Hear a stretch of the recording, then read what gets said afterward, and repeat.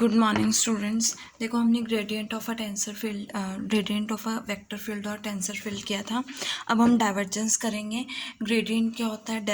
Del you या del F, जो भी आप लेते हो, और डाइवर्जेंस क्या होता है? Del dot U. ठीक है। और आपको पता है कि डाइवर्जेंस जब अप्लाई करते हैं हम किसी वेक्टर पे तो वो उसको स्केलर में चेंज करता है। देखो, let you be a vector having components you I. You vector है आपके पास जिसके कंपोनेंट्स ओ एक्स आई के रिस्पेक्ट में क्या है? यू आई हैं, और ओ एक्स आई डैश के रिस्पेक्ट में यू आई डैश है। नाउ ए अपने vector let A is equals to आपने जो लिया है वो एक्स आई के रिस्पेक्ट में यू के कॉमा के को लिया, दैट इज़ कर्ल यू के कॉमा कर्ल एक्स के को ए लेट किया है, और curl U K dash upon curl x के डैश को ए डैश लिया है। नाउ ए डैश अगर हम लेते हैं तो हमें एक्स के डैश के में करना, और ये किसके फंक्शन है? x1 x2 x3 के फंक्शंस हैं। तो यू के को आप यू के x1 x2 x3 का फंक्शन होगा ना, एक्स आई का होगा ना, तो यू के डैश को क्या लिखोगे? कर्ल x1 को कर्ल एक्स के dash, see with respect to x2 and with respect to x3। और इन कॉम्पैक्ट फॉर्म आप क्या लिख सकते हो? Curl U K dash upon curl X N upon curl x के डैश। अब यू जो है आपका वेक्टर है, means tensorial law of order 1, तो यू के डैश पे आप tensorial law of order 1 apply करोगे तो यू के डैश किसके इक्वल आएगा? L k M you M के इक्वल आएगा। ये वैल्यू आप इसमें पुट करोगे और इसको एन के रिस्पेक्ट में डिफ्रेंशिएट करोगे।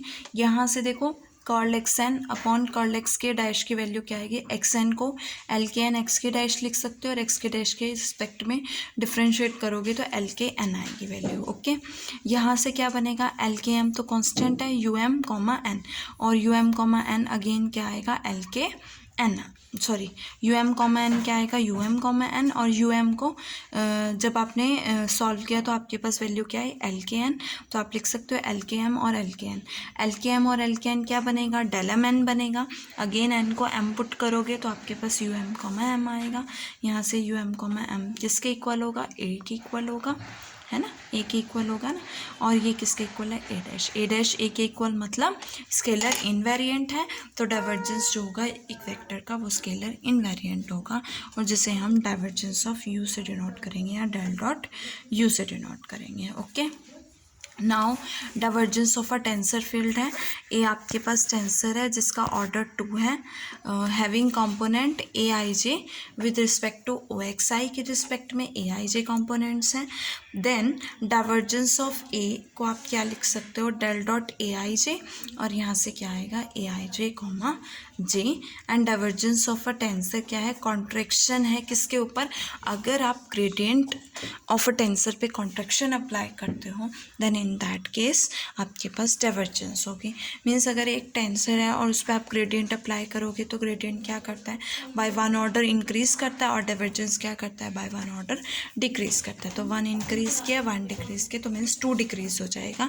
तो क्या अप्लाई होगी? अगर ग्रेडियंट पे कॉन्ट्रैक्शन अप्लाई करोगे तो आपके पास डाइवर्जेंस ऑफ अ वेक्टर आएगा, सॉरी टेंसर आएगा। नाउ नेक्स्ट है आपके पास curl of a vector field. Curl क्या होता है? डेल क्रॉस यू होता है, आपको पता है।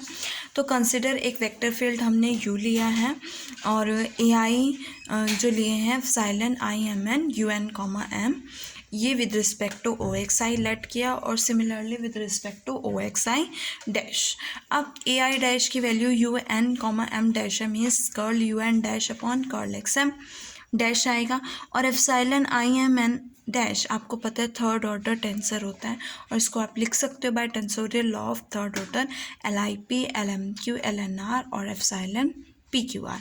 तो यहाँ से U N dash X M dash है, तो अगेन एक्स वन के रिस्पेक्ट में भी डिफ्रेंशिएट होगा, एक्स टू के भी और एक्स थ्री के भी, तो कॉम्पैक्ट फॉर्म में क्या ले लोगे? एक्सेस ले लोगे।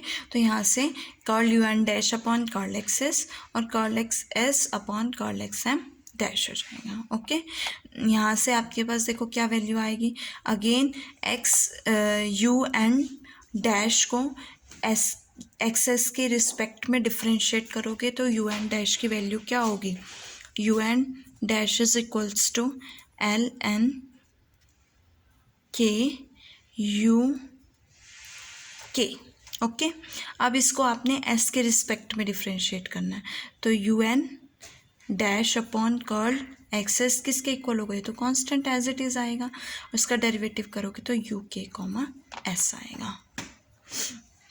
अब एक्सेस को क्या लिख सकते हो, X S is equals to L M S X S X M dash, यही आएगा टेंसोरियल लॉ से। तो इसको एक्स एम डैश के रिस्पेक्ट में डिफ्रेंशिएट करोगे तो ये क्या आएगी वैल्यू, ये 1 हो जाएगा। तो आपके पास एल एम एस आएगा। यहाँ से देखो एल एम क्यू है और एल एम एस है तो क्या बनेगा, डेल क्यू एस बनेगा। एल एन आर है और एल एन के है तो डेल आर के बनेगा। तो आर को के पुट करोगे तो पूरे टर्म में पुट करोगे, क्यू को एस पुट करोगे तो पूरे टर्म में पुट करोगे। तो क्या आएगा, L I P epsilon P Q R U R comma Q, और ये क्या बनेगा, ए पी बनेगा। तो A I dash is equals to L I P A P, जो कितने ऑर्डर का टेंसर हो गया, 1 ऑर्डर का टेंसर हो गया। और this vector is a function of x I in general called the curl of you, और जिसे हम कर्ल यू या डेल क्रॉस यू से डिनोट करते हैं। Okay, now curl of a tensor field. Curl of a tensor field की बात करते हैं तो हमने ए सेम ऐसे ही ए टेंसर लेना है 2 ऑर्डर का, जहाँ पे आपने फर्स्ट ऑर्डर का टेंसर लिया था वहाँ पे आपने सेकंड ऑर्डर का टेंसर लेना है, और ये आपने खुद करना है। ओके, नाउ इसका रिजल्ट है देखो, curl A I J is equals to, इसको इस तरह से लिखते हो डेल क्रॉस ए आई जे, और इसकी नोटेशन क्या है, epsilon I M A J N comma M, और इस तरह से भी लिख सकते हो। और कर्ल ए जो है ए ट्रांसपोज के केस में इस तरह से लिखोगे, और कर्ल ए जो है वो कर्ल ए ट्रांसपोज के इक्वल नहीं होता है।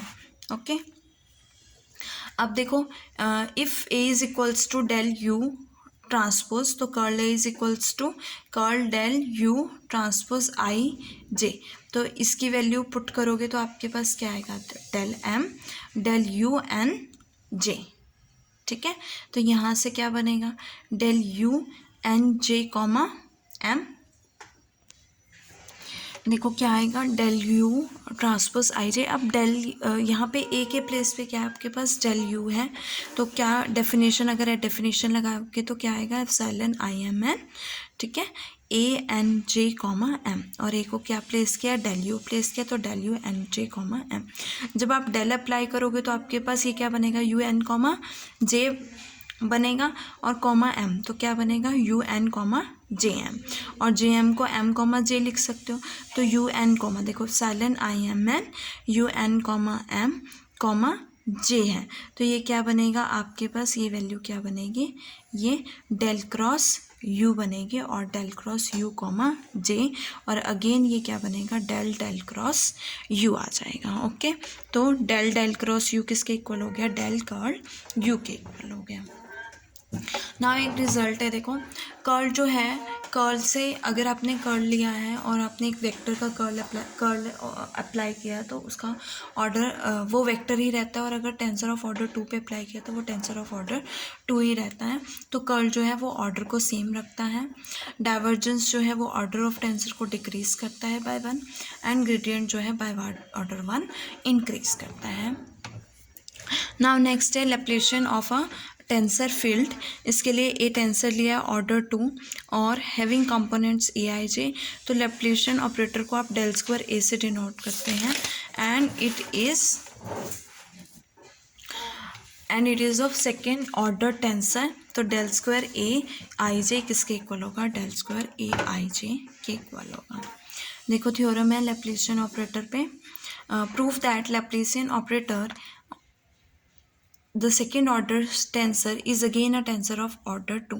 क्या जब आप लैप्लेशियन ऑपरेटर अप्लाई करोगे तो आपके पास जो सेकेंड ऑर्डर टेंसर है वो ऑर्डर 2 का ही रहेगा। तो उसके लिए क्या लिया, सी आई जे इज इक्वल्स टू ए आई जे। देखो डेल स्क्वायर अप्लाई कर रहे हो तो कॉमा के आएगा, और again a I J dash comma k with respect to O x I dash. इस पर अप्लाई करोगे क्या आएगा, curl square upon curl x के dash a I J dash. तो यहाँ से स्प्लिट करोगे कर्ल एक्स के डैश के कर्ल एक्स के डैश के रिस्पेक्ट में, देखो कर्ल एक्स के डैश के रिस्पेक्ट में फर्स्ट टाइम इसको डिफ्रेंशिएट करोगे तो एक्स के डैश है, और ये एक्स 1 x2 x3 का फंक्शन होगा, तो आपके पास आपको इसको 3 टाइम्स डिफ्रेंशिएट करोगे, एक बार 1 के रिस्पेक्ट में, एक बार 2 के और एक बार 3 के, और कॉम्पैक्ट फॉर्म में क्या आएगा, X M curl A I J dash curl X M और curl X M with respect to X के डैश। ओके, अब देखो यहाँ से, अब ये एक्स के डैश है तो अगेन इसको ब्रेक करोगे तो यहाँ पे एक्स एन ले लिया और एक्स एन का एक्स के डैश के रिस्पेक्ट में डेरिवेटिव।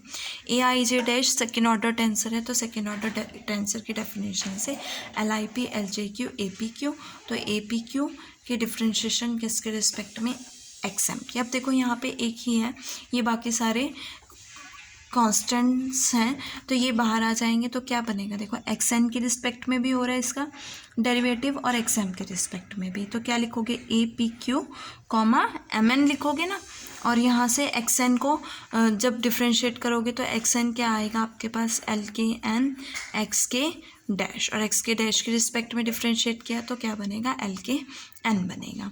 ये टर्म आ गई आपके पास, एल के एम एल के एन, एल के n del m n, m को एन पुट करोगे ये आएगा, तो यहाँ से ये किसके इक्वल हो गया, सी पी क्यू के इक्वल हो गया, तो ये सेकेंड ऑर्डर टेंसर बन गया। तो again Laplacian of a second order tensor is again a tensor of order 2।